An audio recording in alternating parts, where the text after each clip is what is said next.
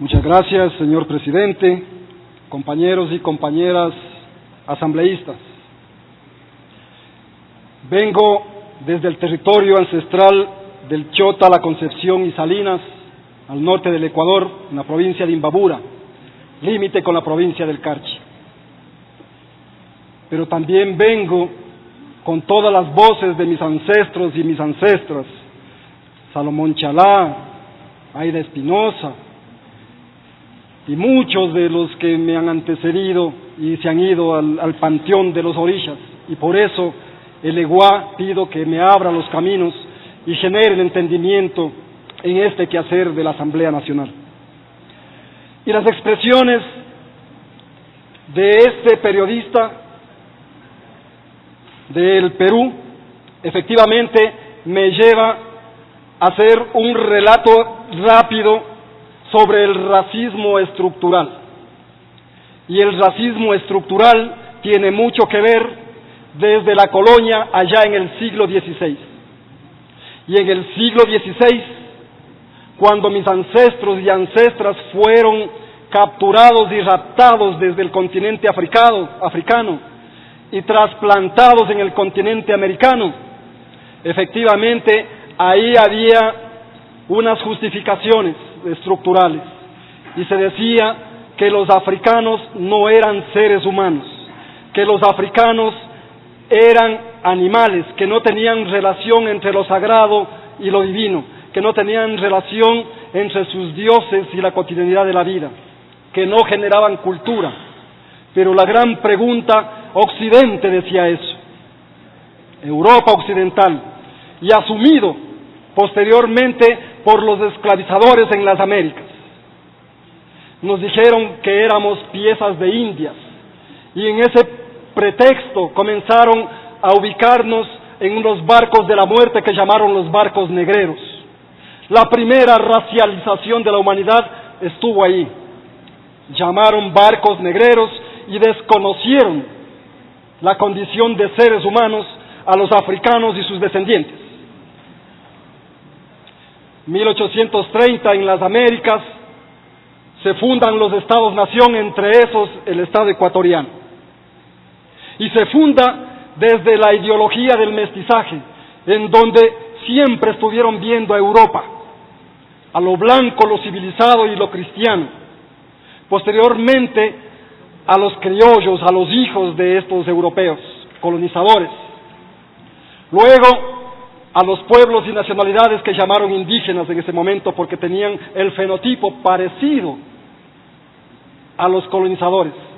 Y por fuera de esa pirámide social racializada, en Ecuador y en América Latina, a esos inventados negros, a esos negros cosificados, a esas piezas de indias. Esto significa, y tomando lo que dice uno de los pensadores del panafricanismo, Aimé Césaire, mientras los hombres, mientras los seres humanos se esfuerzan en tratar a otros seres humanos como a bestias, están haciendo todos los esfuerzos para ellos mismos convertirse en bestias. Cierro comillas, ese es Aimé Césaire. Y eso es particularmente cierto, señores asambleístas, compañeros y compañeras, señor presidente, en términos de que cuando vemos la pobreza extrema, la discriminación, la humillación de la esencia de seres humanos, efectivamente estamos convirtiéndonos en unos predadores, en unas personas no humanas o no civilizadas, que fue el ardid para la colonización.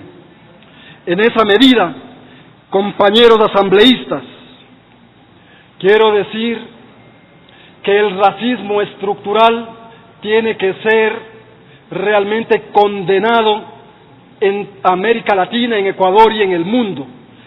Pero también al mismo tiempo es la oportunidad magnífica para que todos nosotros podamos generar políticas públicas, por ejemplo, políticas públicas en la currícula educativa, en la educación intercultural.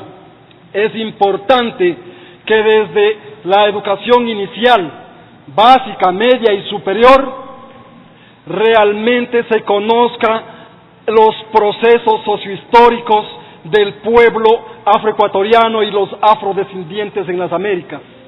No es posible, señores y señoras asambleístas, que no se conozca o no se diga nada en los libros de educación sobre, por ejemplo, un hecho grande, que es el 24 de mayo de 1822, en la famosa batalla del Pichincha.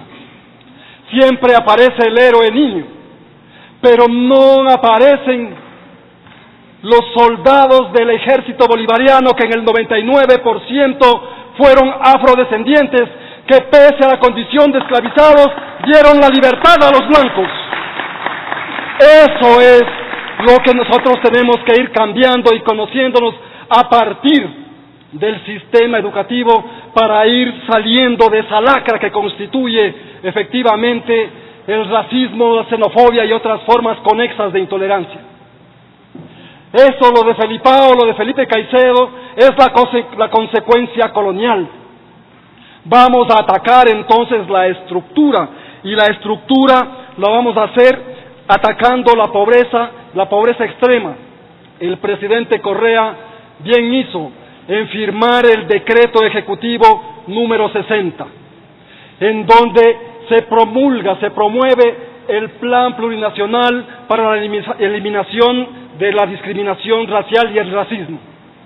Eso es importantísimo porque estamos reconociendo que en este país todavía está vivito y coleando el racismo y las formas de discriminación consecutivas.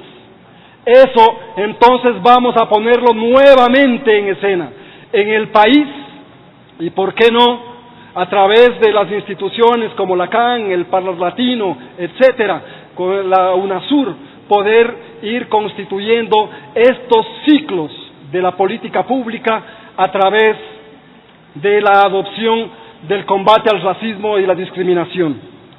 Otro de los elementos es que también con el presidente Correa, un hombre visionario, se firmó el decreto ejecutivo 915, que declara el diseño de los afrodescendientes capítulo Ecuador. ¿Pero qué es el diseño de los afrodescendientes capítulo Ecuador? No es otra cosa que efectivamente tener justicia, reconocimiento y desarrollo. Pero ¿cómo se traduce eso en la práctica? A través de la legislación, a través del reconocimiento de que los afroecuatorianos y que los afrodescendientes en América Latina efectivamente somos los constructores de la patria ecuatoriana y en América Latina de los países. En ese sentido, no puede ser posible que los afroecuatorianos, los afrodescendientes, estemos aún por fuera del imaginario nacional y de la visión de desarrollo. Por eso es importante, compañeros y compañeras asambleístas, que ahora, como nosotros asambleístas, como bien decía Lenin, como bien lo dice Jorge Corozo, y como lo decimos aquí nosotros los afrodescendientes, es el momento histórico de reparar el daño histórico a los afroecuatorianos y a los afrodescendientes. ¿A partir de qué? A partir de la implementación de la política pública que hoy efectivamente nuestro compañero Lenin Moreno va a implementar. Señor asambleísta. Muchas gracias, señor presidente. Lenin Moreno va a implementar a través del plan Toda una Vida. Y aquí quiero ver a los compañeros y compañeras asambleístas que adecuemos la legislación efectivamente para vincularlo con el plan Toda una Vida y salir de la pobreza extrema, la exclusión. Este es el momento, señor presidente, de ratificar y apoyar este pedido de resolución de la compañera Marcela Holguín, porque da dignidad a este pueblo, a esta nación pluridiversa, intercultural y plurinacional. ¡Viva el Ecuador! ¡Viva la afrodescendencia!